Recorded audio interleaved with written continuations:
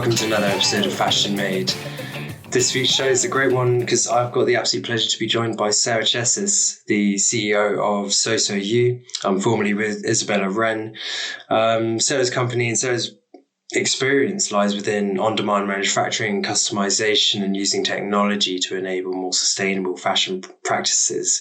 So it's it's really a pleasure to have her back on the show. I know we spoke a few years ago after one of our Hong Kong events when she was still based in Hong Kong.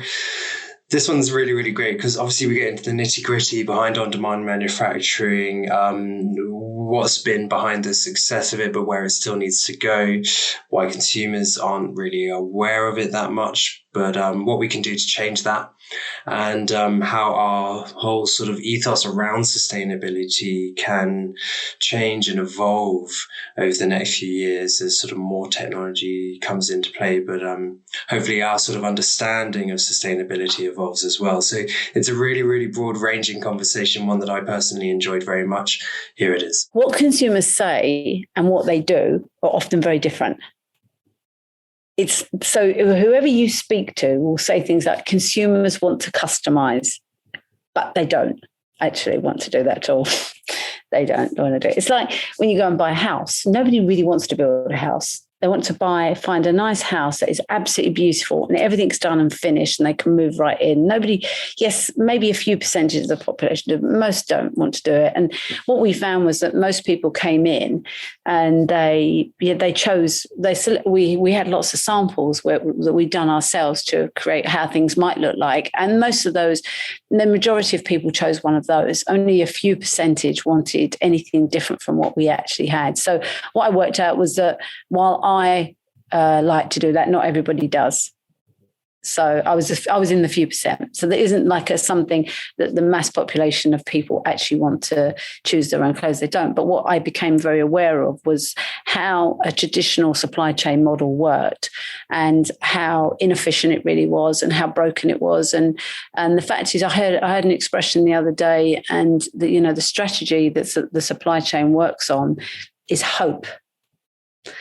And so brands will hope that a certain style sells and hope certain sizes sell, and then they overproduce on that hope strategy. And the reality is that a lot of it remains unsold. And there's a journey as well. It normally doesn't go straight to landfill. There's the journey is first discounted, then it goes to an outlet store, and then it goes to landfill.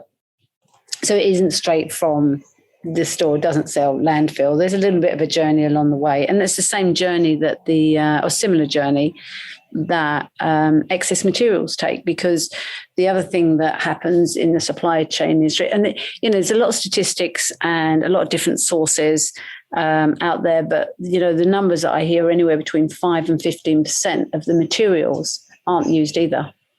So they go on a journey. They get sold by the kilo to trade markets, fabric markets, and then they go into the market, and then smaller brands or retail might buy them, and then what's left goes into landfill.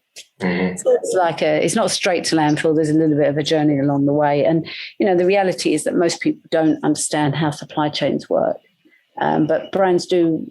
From my knowledge, that they factor in that they will sell out a certain amount, and certain amount will go on discount, and then certain amount will end up in outlets, and then certain amount will end up being discarded somehow. And the fact is that it's very different. They're very difficult, almost impossible to do anything else about it. So it doesn't get talked about.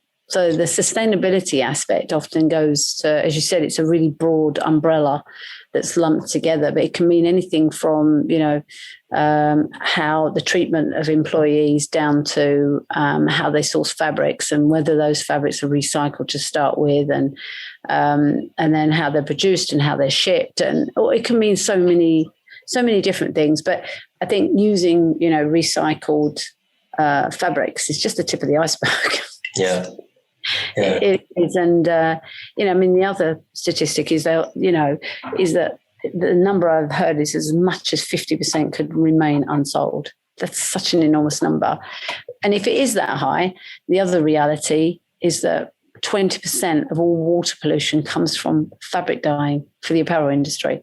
So if you think if you could save 10% of global water pollution, it's an enormous number. We're not shifting the needle 0.2, 0.3, 0.4. You're shifting that needle by 10%. If you only produced what you needed, you would cut down on water pollution globally by 10%. That is astronomically big. And so that, the statistics of how you could manage it are, it's a huge number that can be that it can be shifted that way. I mean, us as a brand, SewSew You as a brand, we never keep anything in inventory. The only inventory, and what we try to do as well, is we try to source the excess materials that are being left over. And it's interesting, yeah. So that's part of what we do. So as much as possible, we source excess fabrics, and then we take them and we create fabulous collections from the excess fabric.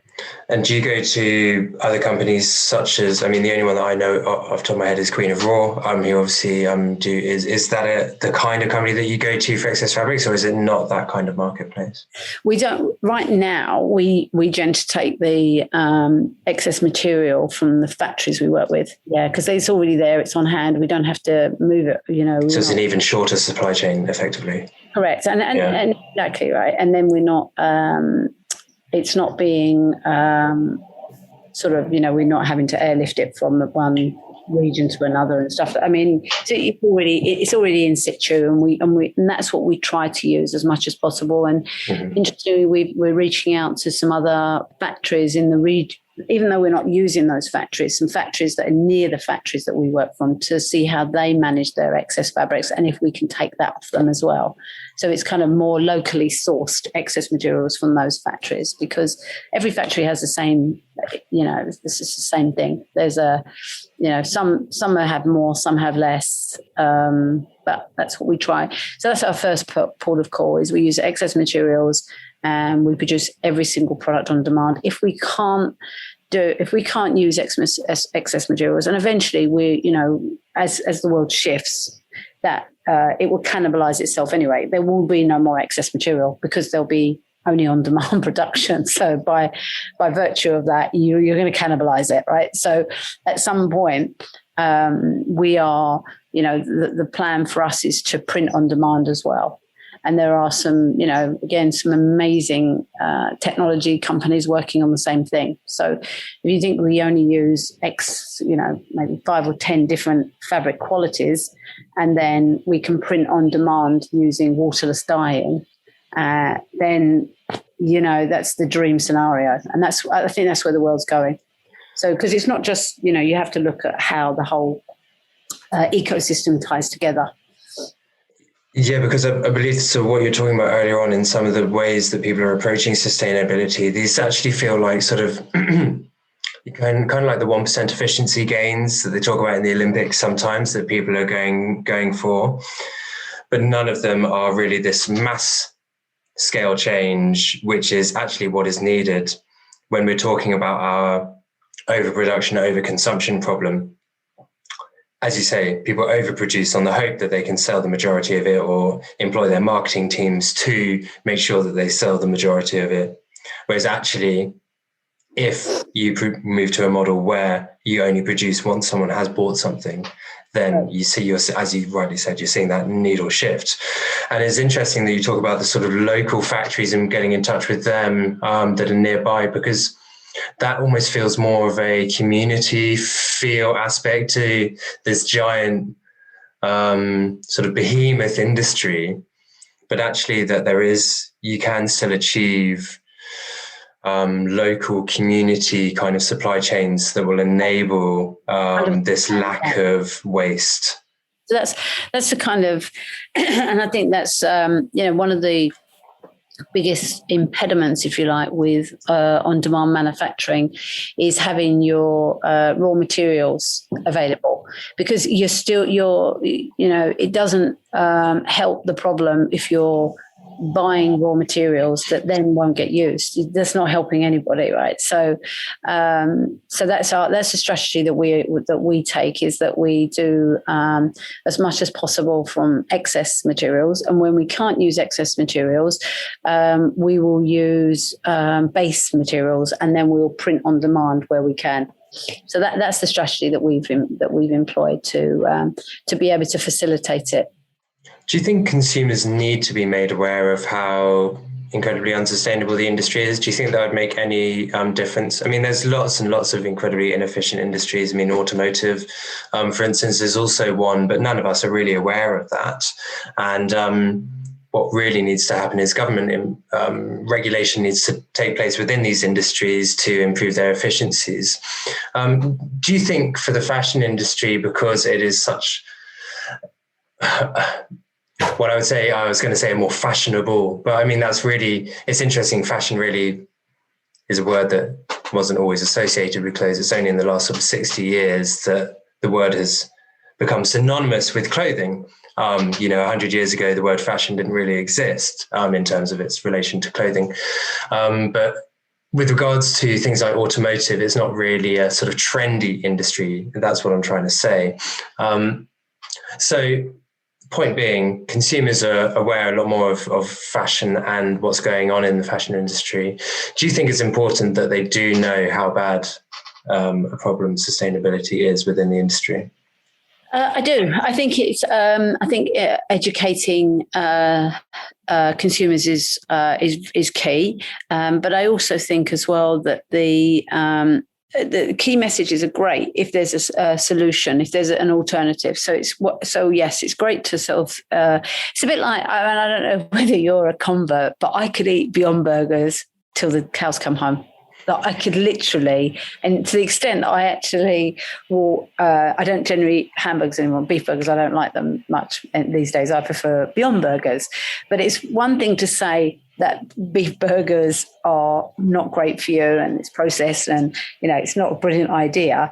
But it's something else to say, and here's the alternative.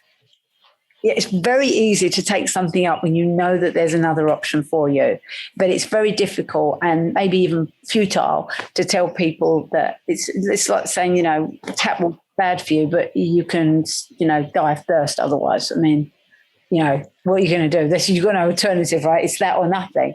But I think if there is something else, there is an alternative, then people will choose the alternative. I think that, one of the things that almost without exception, the people that work with SewSew You and our customers almost always say it's the sustainability, it's a sustainable message that is attractive about SewSew You, and it's the on-demand manufacturing. The one thing that I think it was one of your questions that you asked me, the one thing that on-demand manufacturing, to my mind, it could be, one day it might happen, but I think it'll be years away, is that on-demand manufacturing cannot compete on speed. It's the difference between, walking into a restaurant and somebody making the food for you and them handing you a hamburger. It's the same thing. It's a very interesting point, Sarah, because you could argue that one of the really unsustainable industries is actually the food industry, and an incredible amount of waste there. Now, would you be prepared to pre-order your meal a few days in advance if you were going to go out for a nice meal with your partner or your family, or just by yourself? Would you be prepared to pre-order it to enable a more sustainable way of eating food?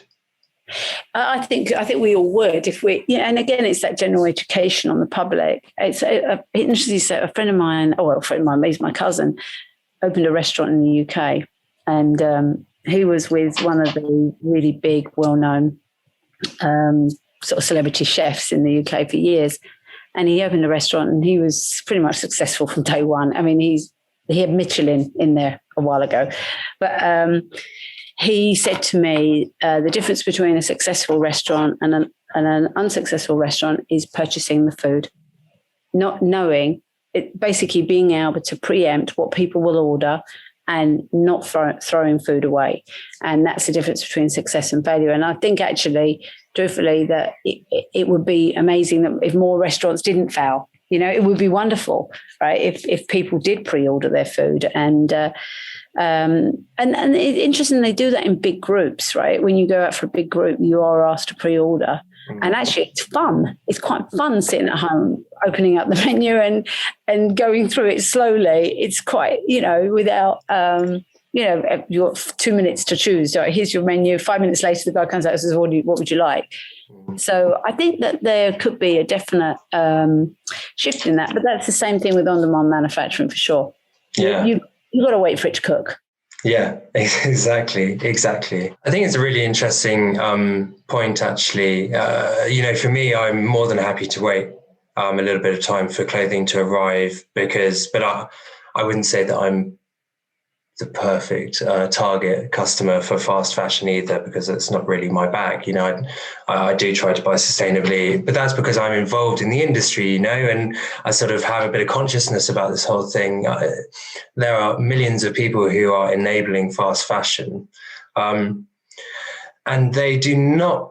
And to your point, I do agree with you. I think they would buy more responsibly if they were more aware, but I think it's very difficult for them to become aware if the people that are telling them the stories are also the people that are selling them the unsustainable practices. Now, just because Adidas has a range made out of plastic and H&M has a sustainably sourced range and they've signed these treaties, doesn't mean that they are, let's not get it twisted, they are part of the problem 100%. These are the biggest companies in fashion and they are overproducing clothes as to your point earlier, in the hope that they will sell them.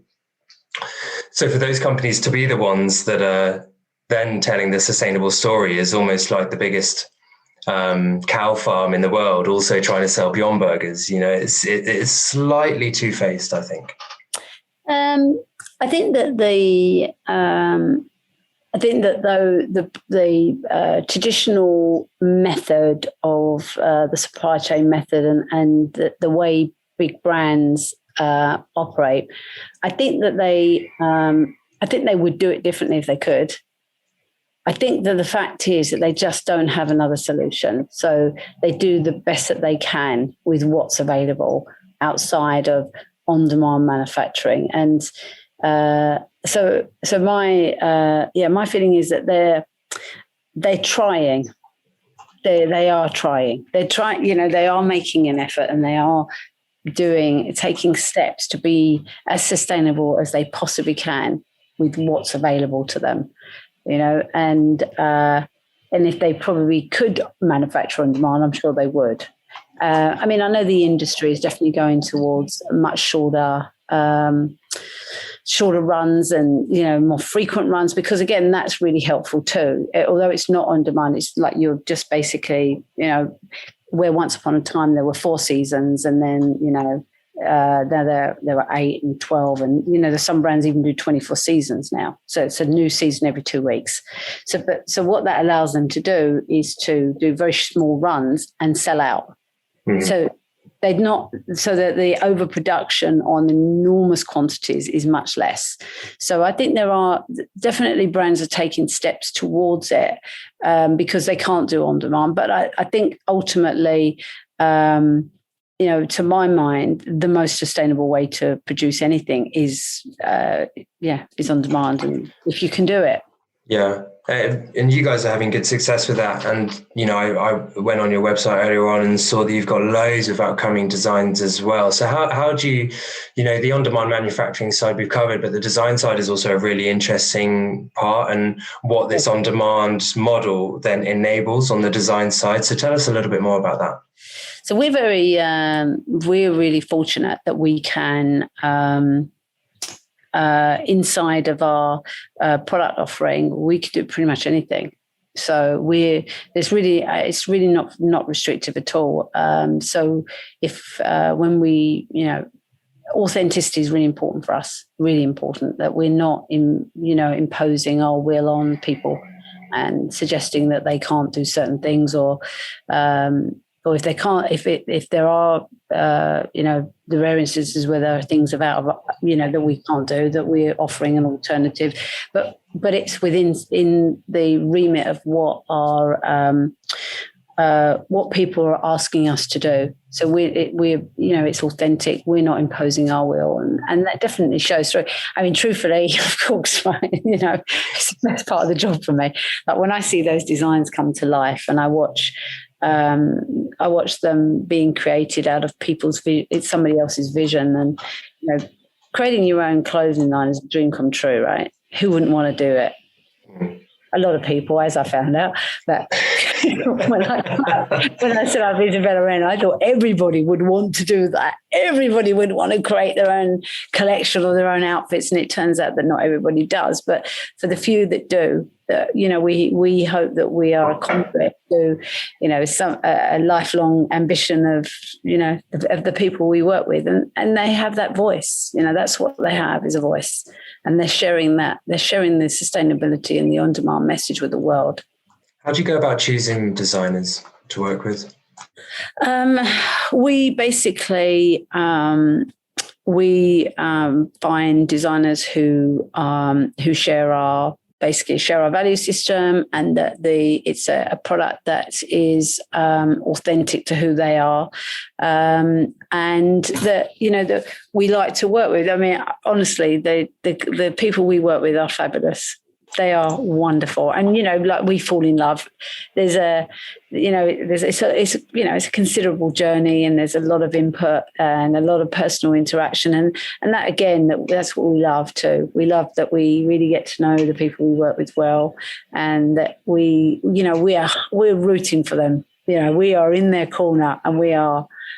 We try and we do everything we can to make the journey as pleasant as possible, but also the outcome as fabulous as it can possibly be. Yeah.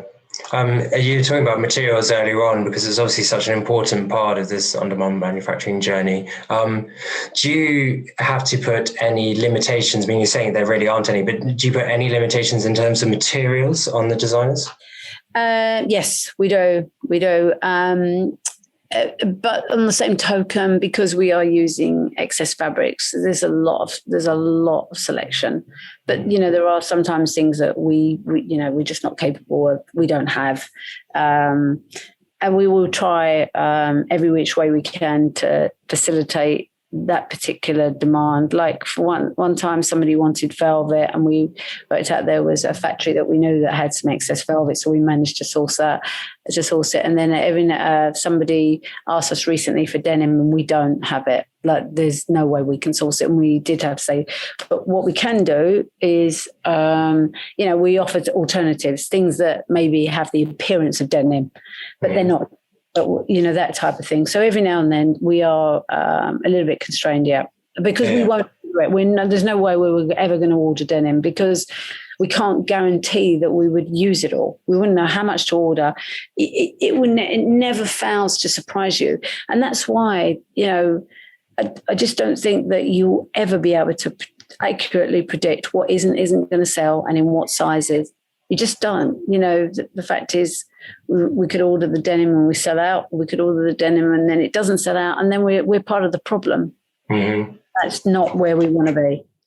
Yeah, it's really important that you guys maintain this sort of shiny, sort of angel light sustainability glow around you as sort of one of the companies leading the way forward, and that you don't ever forego on those principles. Otherwise you do just slip into the other side of it, which is not what you want to do, I guess. Because there's got to be a balance, as always. It's not like we're never going to have a wholesale model. That would take, centuries for us to get to that point. It's a very slow process for us to become, if fashion can ever become sustainable, I mean, in my opinion, it would have to become mostly digital in terms of the fashion side. I absolutely agree. And, there was... Oh gosh, it was years ago now. It must be heading for 4 years now. Amazon patented a technology process. I don't know. Do you remember this? Remember their on-demand manufacturing model, and basically it was peopleless. And again, it was predetermined styles, not so you couldn't really design on demand, but you could take, say, a t-shirt, and you could choose your size, choose your color, whatever that looked like. And they had a system where they would make it on demand. So the order would go into the automated factory. It was all done by robotics. And the fact is that to my mind, it's never came to light. And the biggest, if you look back at a factory 100 years ago, you'll see it doesn't look much different than it does today, truthfully. There's still a lot of people in a room with sewing machines. I mean, the machines have gotten more sophisticated and there's more technology around the cutting and things like that. But for the most part, it's the same. I have got two schools of thought on this. First of all, I think that the universe takes care of things. And, the number one producer of apparel in the world is China. The number two producer of apparel in the world is Bangladesh. Okay. And China is 100%. Or as China's sort of, if it's 90%, Bangladesh is 10%. It's like China's 10 times more than Bangladesh. That's huge.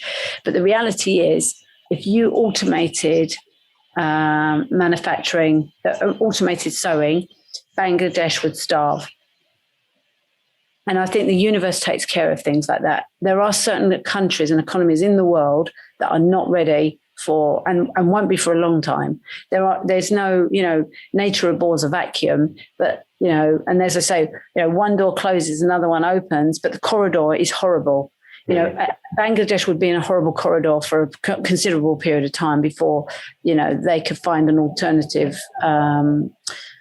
source of income for the economy. So my feeling is it's a double-edged sword. There's a reason I think the universe hasn't given us automated sewing. Mm-hmm. We don't want people to starve to death, and they will in certain countries and certain economies. China would easily adapt. I believe they would. They would take up other. They'd probably move into actually making the robotics that made the machines or something. China's very adaptable that way. Other smaller third world economies are just not adaptable, and it would be devastating. So that's my feeling on sewing. It's yes, one day it will make delivery faster, but until a time comes when it can be safely removed from certain economies, then it shouldn't be. Will it make it that much faster though? Is that the scale that it can work at? It's going to be incredibly faster. I mean, you'd hope that some of those jobs be replaced by looking after the machines, as people who sell the machines often tout as one of the benefits of it. It's not the replacement of jobs; it's just the shifting of jobs. That's the trope. But whether that's true or not, time will tell, I guess. Yeah, I think it takes a while. Yeah, 100%. The corridor, you're going to be in there a little while for sure. I hadn't heard that sort of addition to that phrase before. One door opens, another one closes. But yeah, the corridor, you're absolutely right. That corridor would be pretty, especially for those guys.